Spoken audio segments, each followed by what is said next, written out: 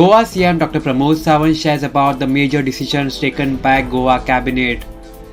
They are as follows. Expenditure limit of village Zilla Panchayat from their funds increased. Decision taken in view of increase in the cost of living index since 2015.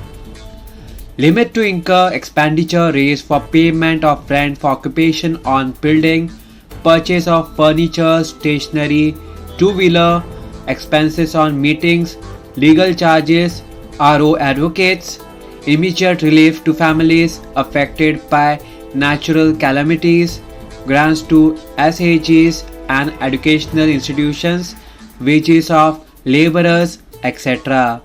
This decision will enable the local self-governing bodies to provide effective and better services to the people in the rural areas. CM Dr. Pramod Sawant also took to social media and said the following. In a major decision today, we have enhanced the limit for various expenses which can be incurred by village and Zilla Panchayats. This will strengthen the local self-governing bodies to deliver services to the people more effectively. CM Dr. Pramod Sawant posted. Subscribe to Goa First News and Entertainment channel and click on the bell icon and never miss any update.